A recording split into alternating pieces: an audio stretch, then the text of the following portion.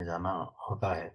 यहाँ से फिर 4 प्रक्रिया फ़ॉलो करनी पड़ती है, जिसमें सबसे पहले बिल है उसको प्रिपेयर किया जाता है। जहाँ आप देख भी रहे होंगे प्रिपेयर बिल, इस पे क्लिक करना होता है।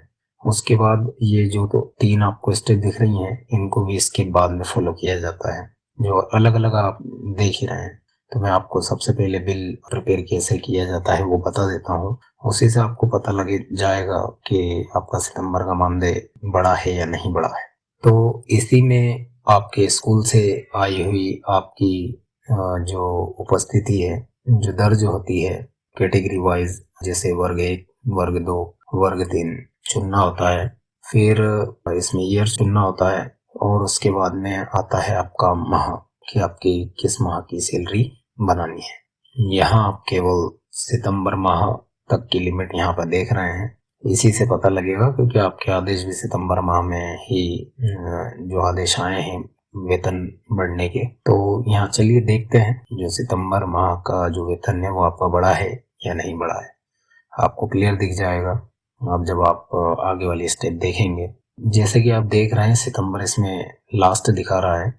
इन तीनों जानकारियों के बाद मैं जैसे ही व्यू गेस्ट फैकल्टी इस ऑप्शन पर क्लिक करता हूँ, हमारे संकुल अंतर्गत सभी जितने भी 100-150 कहीं पे से भी ज़्यादा अतिथि शिक्षक जो होते हैं संकुल के अंतर्गत, तो उन सभी की लिस्ट यहाँ पर शो हो जाती है। मैं डेमो के लिए केवल एक अतिथि शिक्षक का बिल कैसे बनता है दिखा रहा हूँ। यहाँ शाला का नाम और इधर अतिथि शिक्षक का नाम आता है। मैंने प्राइवेसी कारण के लिए इन 2 ऑप्शन को हाइड किया है इनके नाम, ताकि किसी को आपत्ति ना हो। अब यहाँ जो कुल का कार्य दिवस लिखा है, इसमें उतने दिन दर्ज होंगे जितने दिन आप स्कूल गए थे या उपस्थित हुए थे, या जो रजिस्टर आपका स्कूल में होता है उस पर साइन किए थे।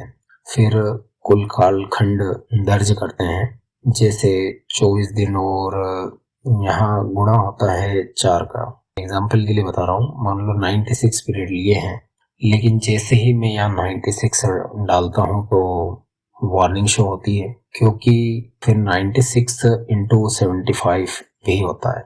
ये जो पहले वाले कालखंड वाले हैं, ये पीरियड वाले, इन्हीं ही हम केवल डाल सकते हैं, क्योंकि पोर्टल पर मानदेय आप आपकी मर्जी के हिसाब से नहीं डाल सकते। जैसा कि आप जानते हैं कि वर्ग 2 में मैक्सिमम जो मानदेय होता है वो 7,000 रुपये है। तो अब आप जब देखेंगे कि 96 इंटू 75 जब पोर्टल करता है तो वो 7,200 चला जाता है, जो कि आपके मानदेय से 200 रुपये ज़्यादा है। तो इसलिए महीने में आपको केवल 23 दिन का मानदेय दिया जाता है। 24 दिन भी दे सकते हैं, लेकिन फिर पीरियड है उनको बढ़ाना पड़ता है, तब जाके वो 7,000 पे पहुंचता है। इसलिए आपको जो सैलरी है वो कम मिलती है, क्योंकि प्राचार्य हेडमास्टर यही करते हैं। वो केवल आप जितने दिन उपस्थित हुए, जैसे 24 या 23 दिन, आप अगर 22 दिन 23 दिन स्कूल आए हैं तो उसका गुणा 4 से कर देते हैं। जो अंक आता है उसमें ही आपकी सैलरी बन जाती है।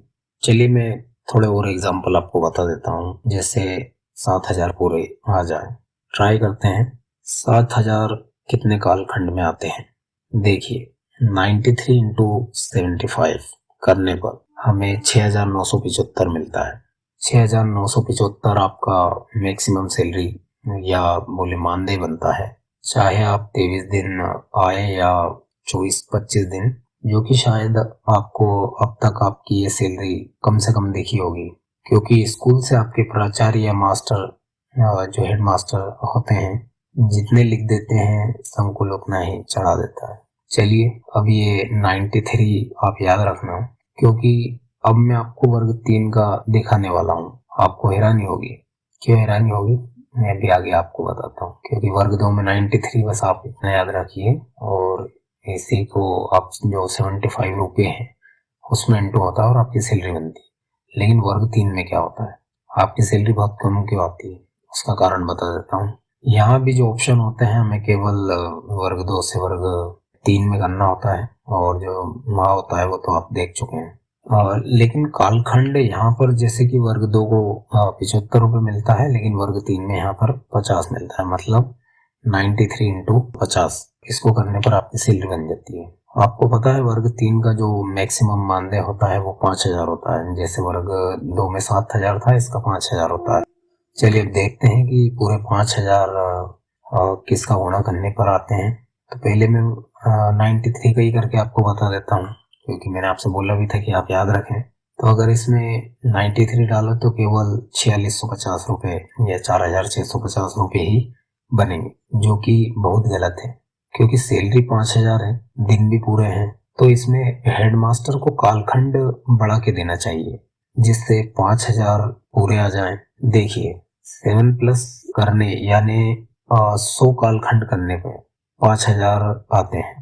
मैंने आपसे इसीलिए बोला था कि ये डिफरेंस आ जाएगा कि वर्ग 2 में तो 93 में ही जो मैक्सिमम सैलरी वो बन जाती है, लेकिन यहाँ वर्ग 3 में 100 जो कालखंड है उसको करने पे 5,000 आते हैं। आप 100 से ज़्यादा एक भी कालखंड नहीं बढ़ा सकते। संकुल भी चाहे तो नहीं कर सकता। दोस्तों, आपने आज दोनों चीज़ें देखी, सितंबर का मानदेय और अतिथि सैलरी कैसे बनती है देखा है।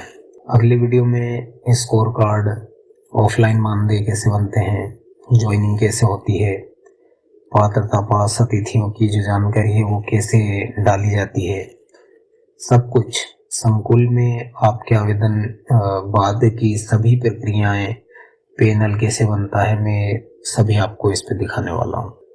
कई हजारों अतिथि शिक्षक हैं जो कि उनके कमेंट में पूछते रहते हैं, और कुछ शिक्षक भी हैं जो कि संकुल बार बार कॉल करते हैं और पूछते हैं। तो आपको पता होना चाहिए कि जो संकुल प्राचार्य होता है वो काफ़ी व्यस्त व्यक्ति होता है।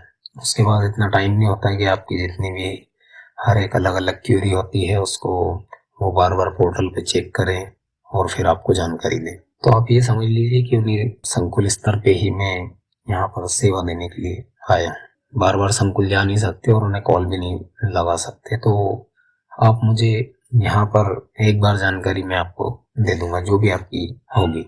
वीडियो देखने के लिए धन्यवाद। जय हिंद।